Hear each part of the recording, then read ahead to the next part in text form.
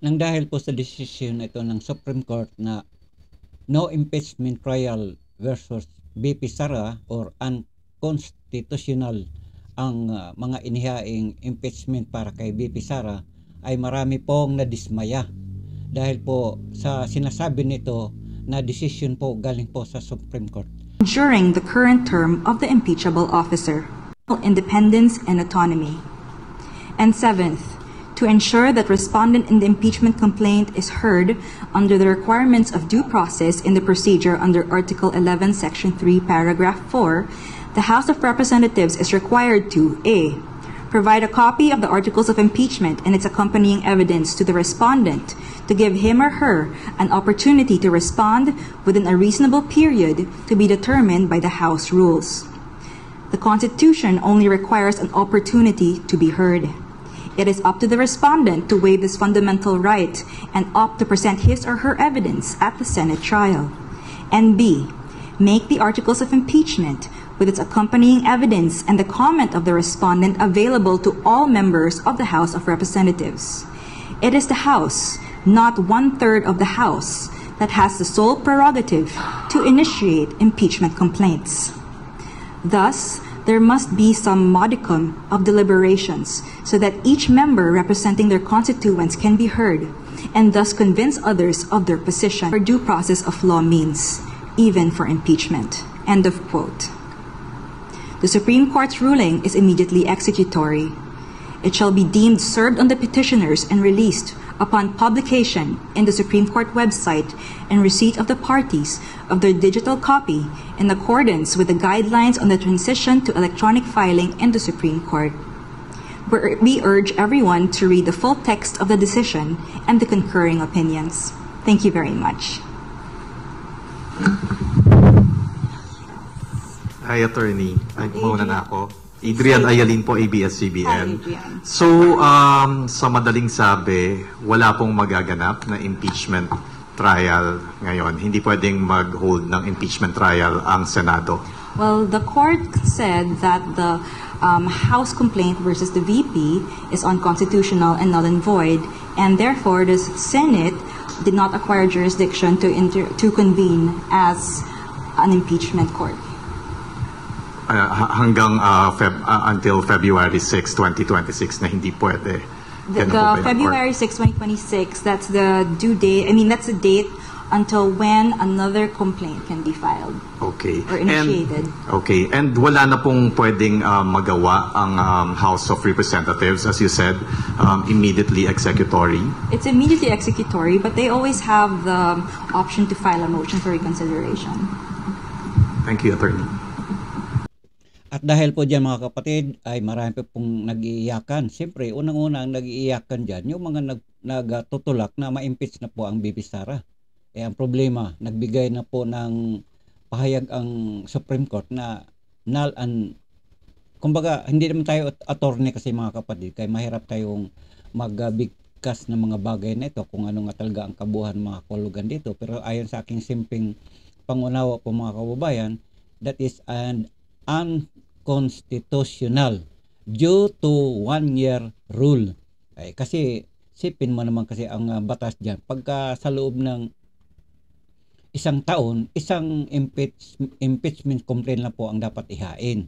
So therefore, ang sabi dito is itong February 6 onward, doon uli mag-file ng impeachment complaint para sa kung sino pa man ang mga impeachable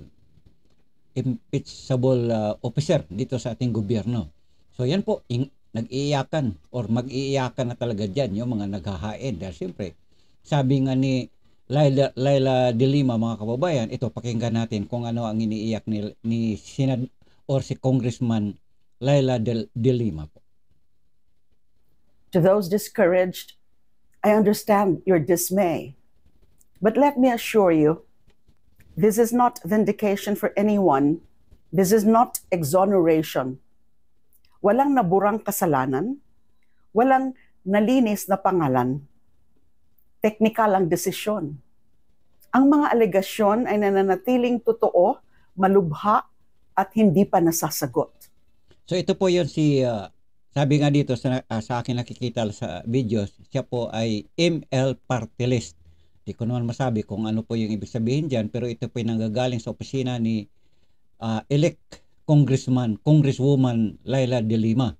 So, siyempre, kung ano man ang desisyon ng Supreme Court, wala silang gagawa po kasi yan po ang pinakahuling, sabi nga nila, the last arbiter. Kung ano mang kaso sa ating bansang Pilipinas, wala nang ibang pinupuntahan ng mga naagrabyado or gusto pang humirit kundi ang Supreme Court. So, ito na nga po si Laila De Lima, ipagpatuloy natin.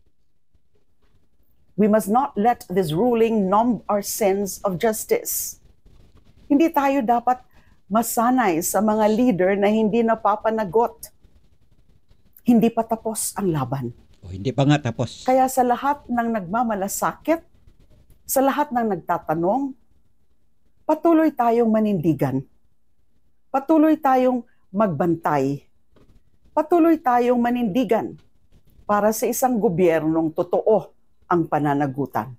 So, yan po si Representative Laila De Lima. Siya po nga siya dati is senador siya, subalit sa panahon ni Tatay Digong, siya na naman po ay nakakulong. So, hindi siya makaporma pagdating sa paggawa ng batas bilang senador. Ngayon, nanalo siya via party list. Congresswoman siya ngayon. So, therefore, ito siya ngayon, magpoporma na siya ngayon, subalit hindi pa officially kasi hindi pa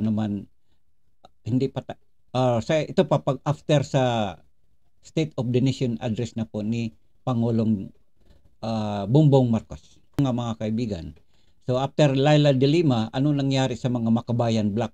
Kasi si Laila De Lima at kasama pa nga yata dito, yata lang, hindi ko lang sisiguraduhin kasi siyempre baka mamaya magreklamo si Senador or ex-Senator Trillanes na siya po ay kasama noon na makikita natin na nagtutulak para ma-impeach po ang mga Duterte.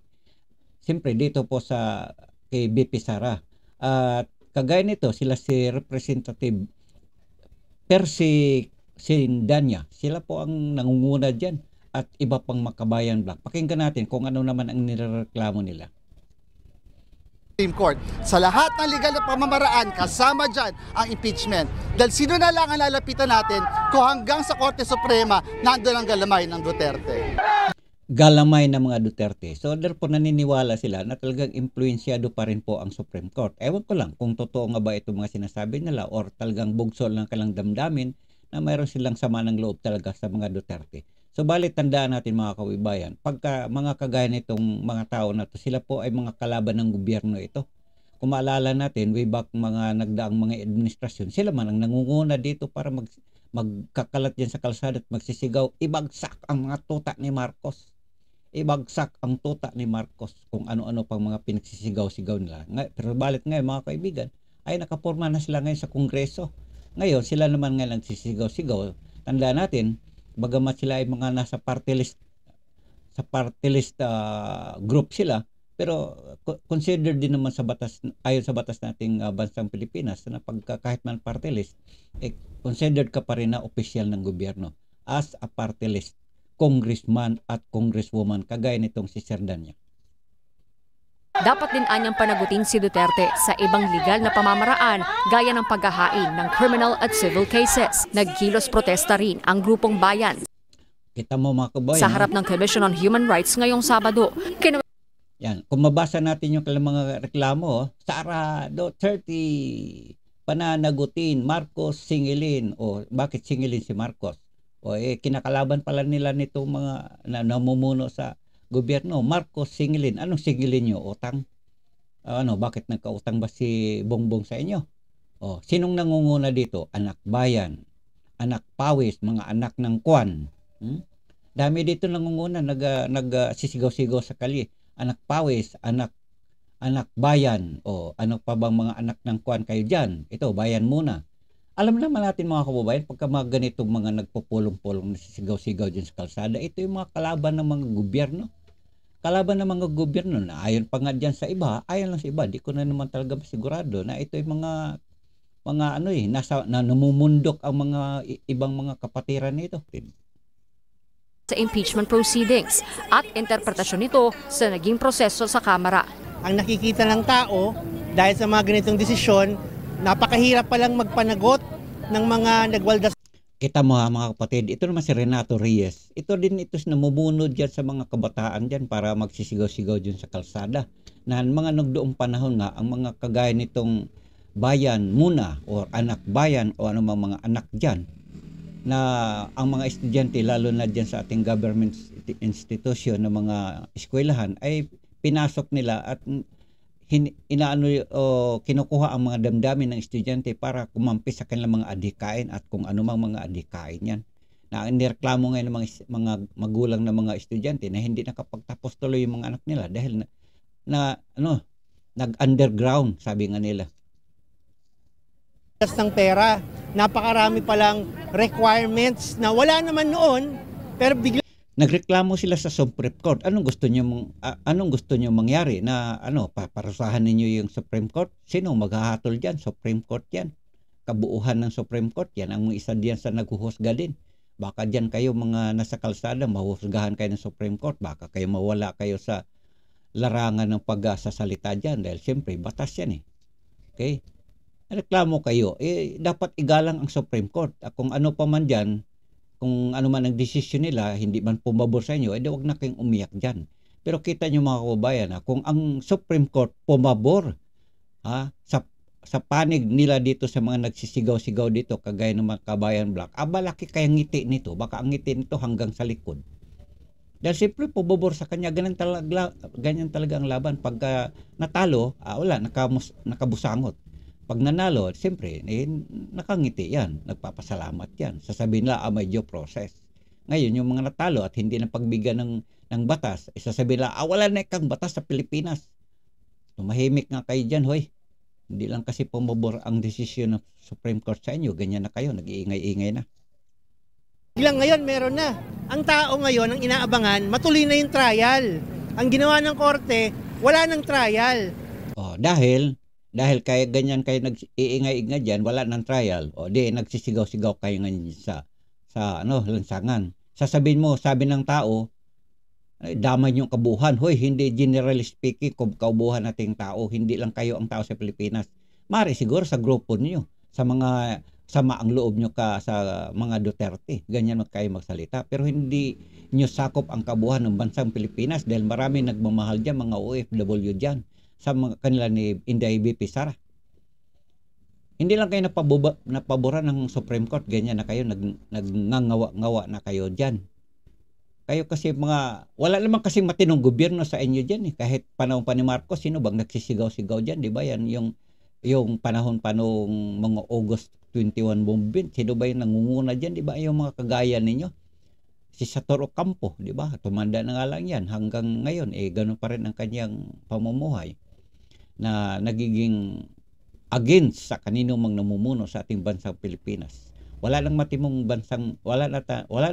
leader sa ating bansang Pilipinas, kundi lagi na lang ninyong inaaway. Sino kaya ang gusto nyo magiging presidente sa Pilipinas? Yung mga kagaya ninyo? Di magkakandidato din kayo para naman masiyahan kayo. Tingnan natin kung mananalo rin ba kayo. Anyway, hanggang dito lang po yung ating pagre-reaction mga kaob na pangyari sa mga kaganapang ito sa ating kasalukuyang politika. Maraming salamat, magandang araw at bye-bye na po.